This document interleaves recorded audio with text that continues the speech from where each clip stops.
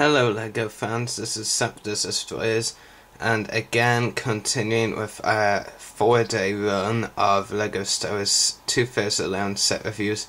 This set is the 7931 Jedi T-6 Shuttle. Now we don't have a box or instructions to show you again, so as usual straight onto the minifigures. So first of which, the least interesting of the set is another Clone Wars Anakin minifigure. Just try and move the lightsaber out of the way a bit so you can look at the face. Definitely the least interesting minifigure in this set. I'm sure you all have a Clone Wars Anakin Skywalker minifigure at this stage. The hairpiece is kind of nice. The torso has some filling as well. Rather than that, it is pretty plain. The face, of course, has the usual Clone Wars face in that the eyes look animated instead of plain. So that's about it for Anakin. Almost dropped them there.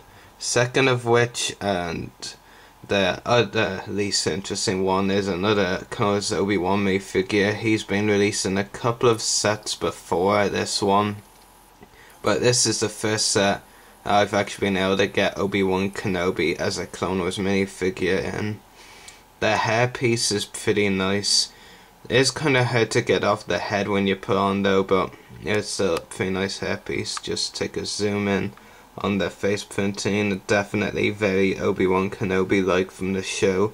And like Anakin, he is printing on the torso but nowhere else on the figure. So yeah. And next up, T-6 minifigure. Very interesting minifigure, I have to say. And pretty cool. The head is in two pieces, pretty much. You get the T-6 face here, which I'll take a zoom in on. And it does look very good. And then there's the horn piece, which is removable. So I'll try and give you a look at it removed. So yeah, pretty fierce face, which is accurate to T-6, and take a look at the actual piece now. It isn't actually supposed to look like a spider, the printing on this, but LEGO didn't have all the options and didn't have enough spacing to do it right, so it ends up looking like a spider. Just try and get the head back on. Okay, I'm just failing to gain the head back on, so just look at the minifigure there with a regular Jedi torso. Just try and spend a few seconds trying to get it on again. There we go. Okay, so that's T-6. Lastly, you get Shuttle. Pretty cool minifigure, not particularly a character I care about though. But in terms of minifigures, this is probably the best in this set, and I'm more a fan of the T-6 minifigure. The horn piece, like with T-6, is removable. The face sculpt is pretty female-like, and Shuttle is a female.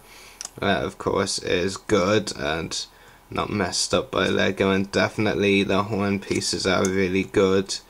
And if it wasn't for the fact this is much harder to get back on than T-6's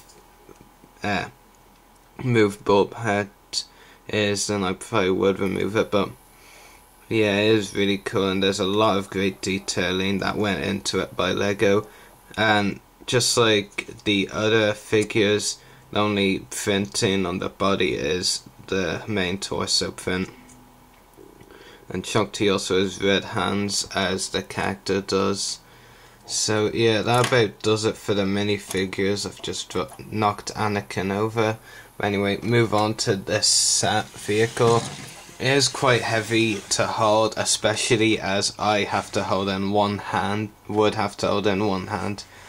So yeah, in terms of scaling to how the T-6 Shuttle in the show is scaled, it is pretty accurate and is pretty much sized very well, I have to say. The cockpit is interesting. Just give a bit of a zoom in on the cockpit now. The pieces that hold it together on the side here are pretty weak, to be honest, and easily fall off, so hopefully they won't during this review, as long as I keep my hands off them. They shouldn't.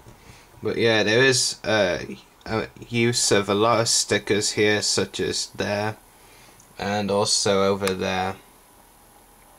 Actually trying to remember if this piece here is a sticker as well, but I think it is. I'm not entirely sure. It's been almost a year since I actually made this set, so forgive me if I'm missing out on some details.